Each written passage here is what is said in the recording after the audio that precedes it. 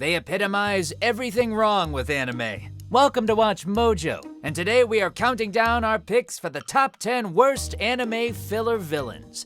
Before we begin, we publish new content every day, so be sure to subscribe to our channel and ring the bell to get notified about our latest videos. For this list, we'll be looking at the antagonists in anime who not only had nothing to do with the series' canonical content, but who were also just terrible characters in their own right.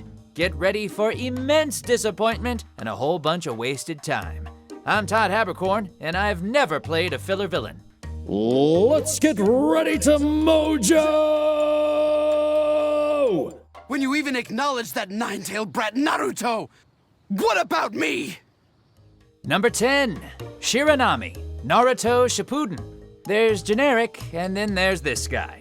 It's honestly hard to choose which is more disappointing, this ninja's motivations, or the fact his arc stalled Naruto's upcoming battle with pain.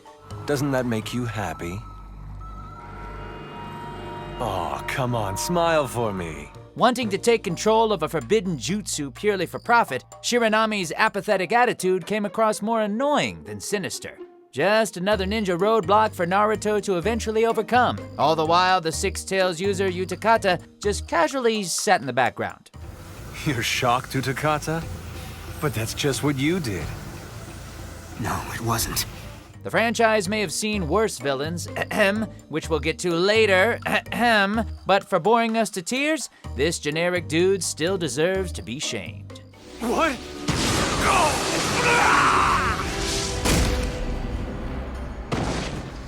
Number 9, Alois Tronci, Black Butler 2. Considering this entire sequel season is compiled of filler, this brat of a character is more than fair game. Yes, truly pathetic indeed.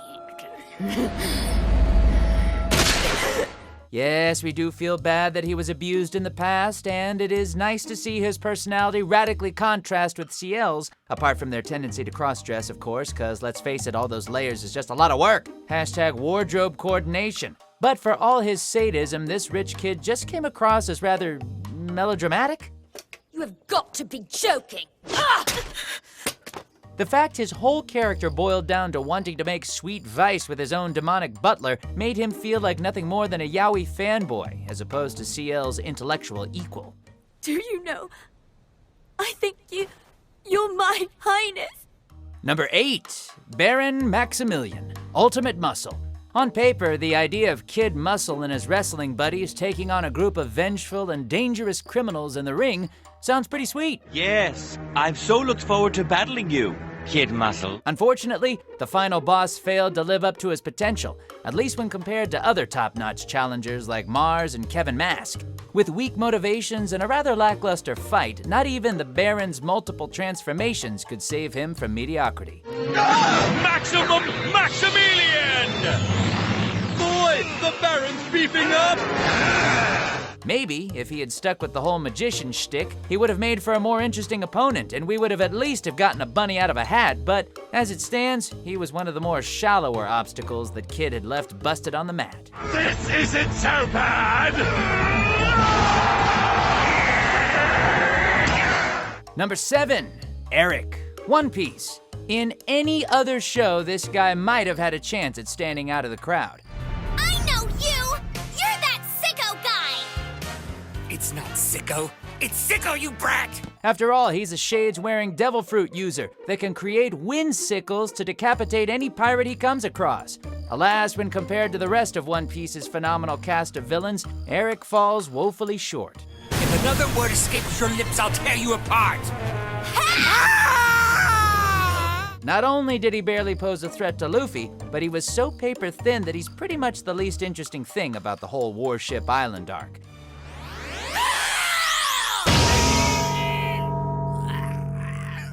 Admit it, you remember the dragons and totally forgot about the Aerosmith reject.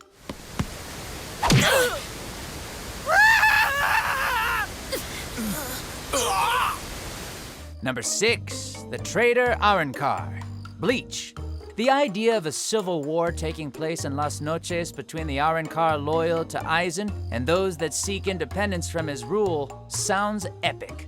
Fine, then I've no choice. Fortunately, I already have 2 supporters. A pity they screwed it all up by focusing on 3 of the weakest excuses for hollows we have ever seen.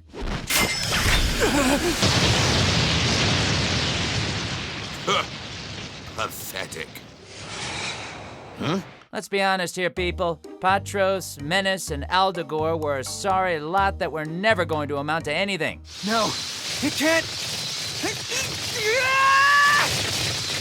Their bland personalities combined with their uninspired battles with the Gote 13 made us somehow long for the days of the bounce. Talk about a waste. Damn it! It can't end like this! Number 5, Burami, Naruto Shippuden. ぽっちゃり系の長司くんが普通の人に見えます。でも、汗。マジドン引きなんだけど。The Chunin exams made up for some of the most investing and downright thrilling moments of the original series. Just a shame that its pseudo-spiritual successor was such a letdown. By all means, show us how the rest of the cast went up in rank, but at the very least, make it an interesting watch.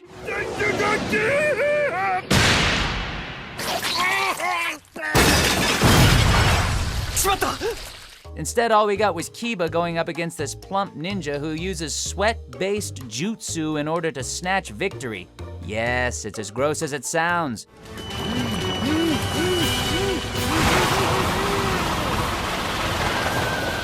The gimmick wears thin. Burami himself is devoid of any development save for his overused sweat glands. And the fact we're watching Kiba, of all people, bring him down just makes this plus size a truly forgettable shinobi.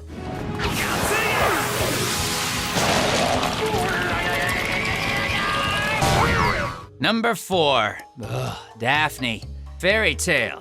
Oh no, we aren't gonna go down this route again. I promise I'm not controlling his mind or anything cliche like that. He's beating your face in simply because he wants to. Are you really gonna make me revisit the time where I had to beat the 7 bells out of Gray in order to knock some sense into him after he joined forces with a crazy magic saleswoman? What do you mean I'm remembering it wrong? What do you mean Gray nearly bested me? You might as well say your goodbyes while you have the chance. Natsu Dragneel won't be around much longer. What do you mean she was trying to create an artificial dragon? What do you mean it was all a ruse and Gray ended up outwitting me? That's it. I'm burning this entire arc. Fire!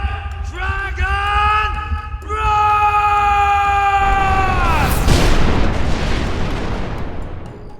At last, I get to see it again. You owe McNeil a big apology! You stupid dragon wannabe! Number 3, Aratomi Haruki, a Certain Scientific Railgun S. It says a lot when one manages to take the tired old trope of crazed scientist with self-esteem issues and make it even duller.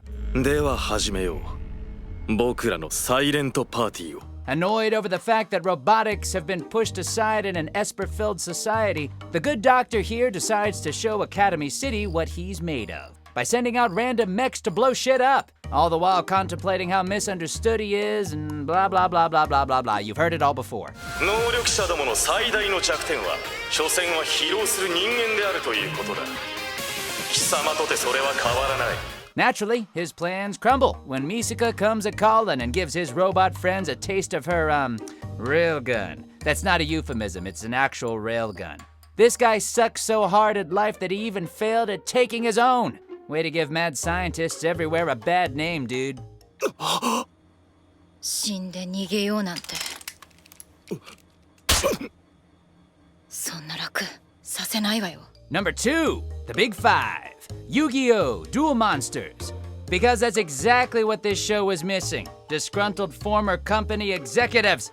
After trapping Yugi and the gang in cyberspace, it's revealed that the masterminds behind this literal life hack were none other than 5 old guys that Kaiba once fired. But wait! It can't be! You should have known we'd be back, Seto Kaiba, for revenge! The idea of having them use monster cards as digital avatars was neat, but things quickly went south when one is revealed to be obsessed with penguins. I get it. Hey, listen, they're cute. You got spunk, kid. Too bad it'll all go to waste when your mind is frozen here. Not to mention the time they all overtook Tristan's body for their own wicked ways. On second thought, Paging HR. Now to take 5 more bodies! Oh! Hey, what's going on? Number 1, Tiger Mizuki, Naruto. Quite possibly the lowest point in Naruto's long history of filler. What could have been an opportunity for creative freedom just ended up serving as the pinnacle of laziness when they reintroduced this guy. So the nine-tailed brat's a hero now, huh? What a laugh! It never ceases to amaze me how stupid the people of this village are! That's right, they brought back the villain from the very first episode and turned him into a tiger hybrid. I won't let my guard down again. I'm calling on all my strength to crush you! Because it worked out so well for One Piece? And of course, Tony the Tiger's subliminal messages through his tasty cereal. It's great! Unfortunately, despite getting a new fluffy wardrobe, Mizuki's second coming turned out to be even more forgettable and underwhelming than his debut.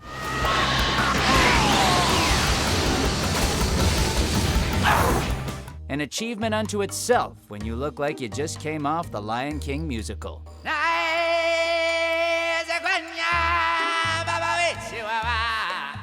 So that makes me think he's not really with Orochimaru. No more of your filthy lies.